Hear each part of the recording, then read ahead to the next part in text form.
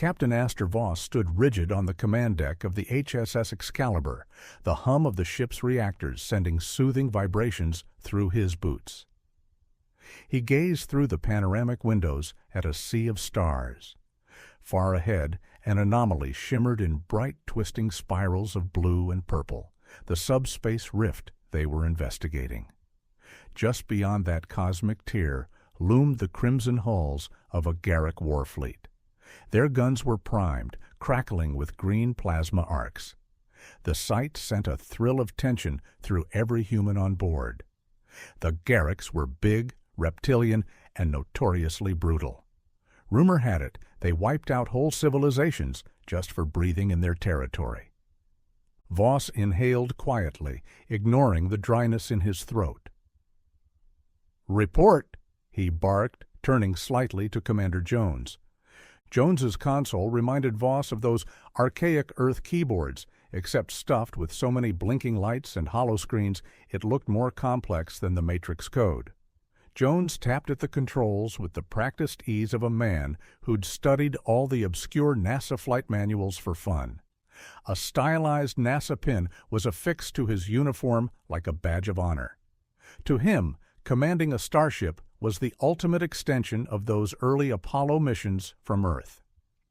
"Captain," Jones said, voice taut, "the Gharaks are charging a subspace disruptor. They're funneling enough energy to blow us all to Kingdom Come, and maybe one more dimension after that." His eyes flicked across the console. "We can't take a direct hit. Even with our quantum shields, we'd go pop faster than a balloon in a cactus patch." Voss rubbed his jaw, wishing for an instant that Captain Kirk's quick wit or Jean-Luc Picard's smooth diplomacy could solve this. But negotiations with the Gharaks had failed months ago. As his grandmother used to say while watching her dusty Star Wars VHS tapes, "Sometimes, kiddo, you gotta fight like a rebel." Voss felt the Captain America-like shield pin on his uniform, a symbol of Earth's resilience. "Lieutenant Yukimura," Voss said, pivoting to the weapons station. Yukimura, slender and intense, had spent her off hours practicing with the Energy Saber prototypes. She even joked about having the high ground in a nod to an ancient meme. Now her demeanor was focused, eyes gleaming. "You up for some fireworks?" Yukimura grinned. "Does Bruce Wayne wear a cape, sir?" "Always." Her fingers danced across the weapon controls. "Quantum laser arrays are hot. Torpedo tubes are loaded. If we can get in close, I can paint the Gharaks like Jackson Pollock on a blank canvas." A ripple of sardonic laughter and half-stifled excitement spread across the bridge. Humans, after all, had a knack for humor under pressure, something they'd carried from their earliest days, from old Monty Python skits to battered Simpsons reruns. And it was that irreverent creative spark that gave them a surprising edge in cosmic warfare. Voss glanced at Commander Jones. "We can't face them head-on. That subspace disruptor will flatten us. Any bright ideas?" Jones snapped his fingers. "We could try the Kirk maneuver.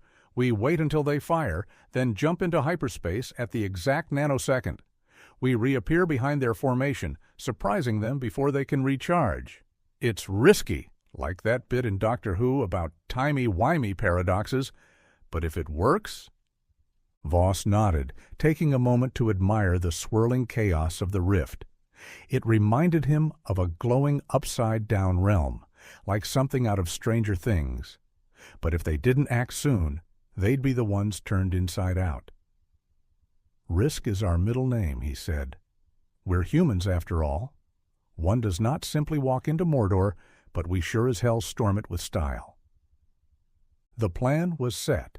They'd slingshot around the anomaly, wait until the Gharaks fired, then punch through hyperspace at the last millisecond.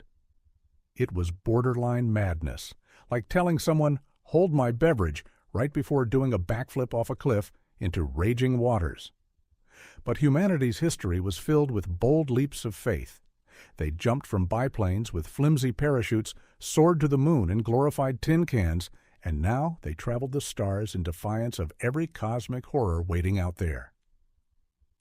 T-minus 10. Seconds to impact. An eerie hush swept the bridge. Red lights shimmered across control panels, bathing everyone in a warning glow. Outside the window, the Gharak subspace disruptor flared brighter than 1,000 suns.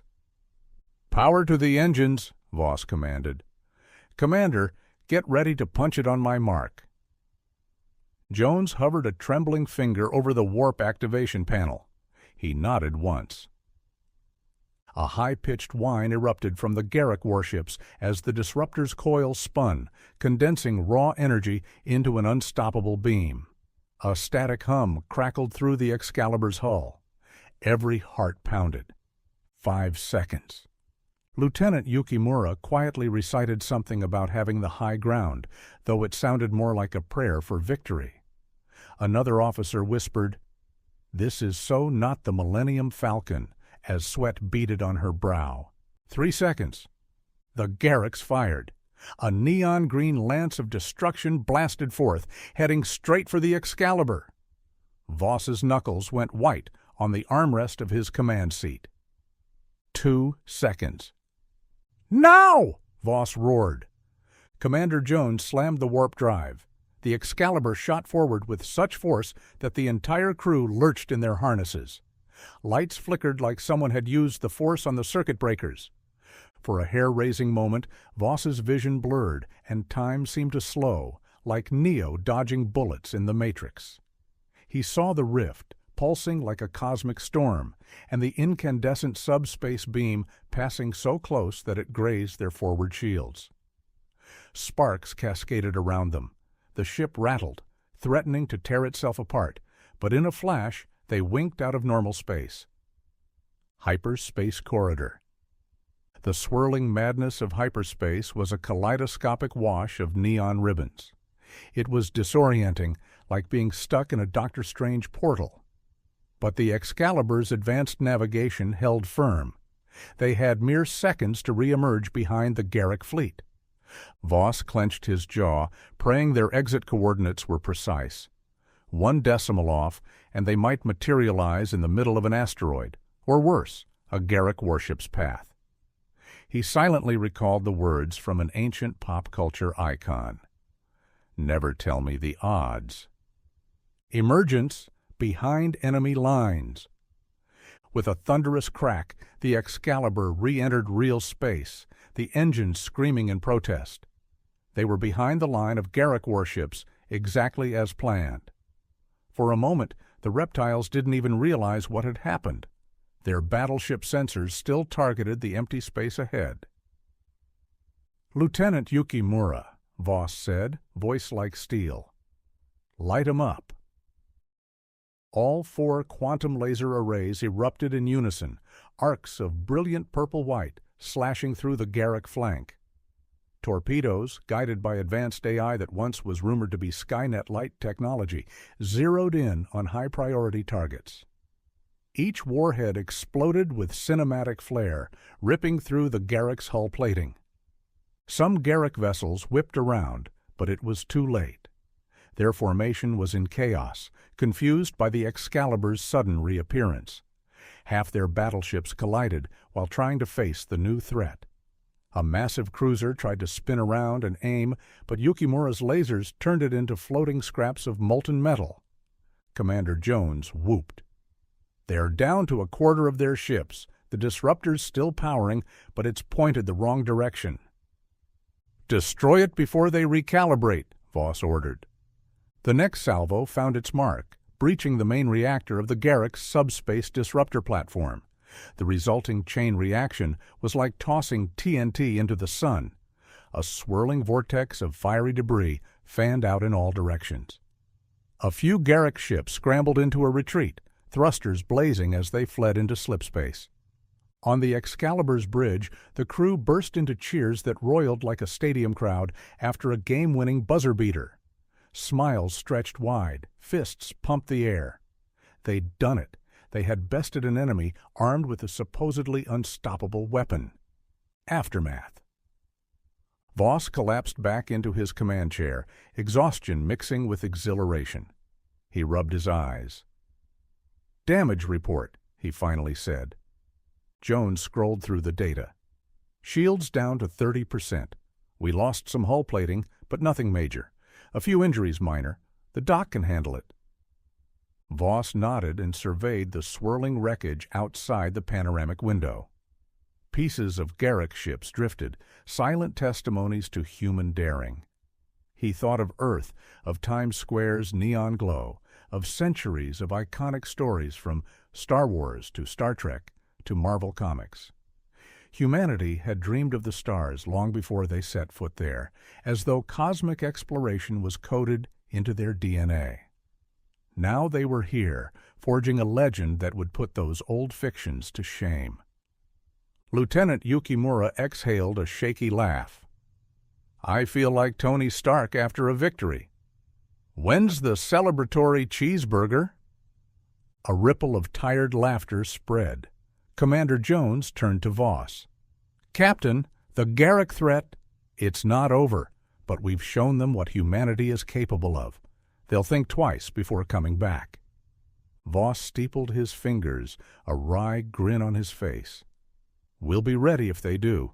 After all, we're Earth's finest. Fighters, dreamers, and a little bit insane.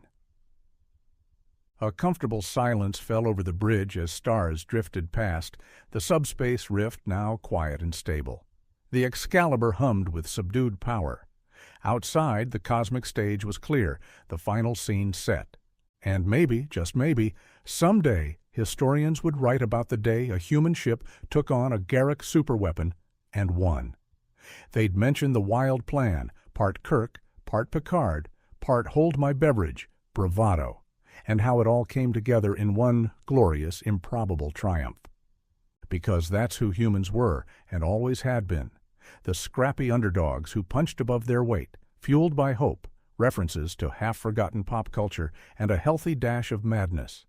And as the Excalibur set her course for the next horizon, Captain Aster Voss couldn't help but feel that in the grand tapestry of the universe, humanity had just begun telling its story. They would keep going boldly, fearlessly, determined to survive and thrive, one comic reference at a time.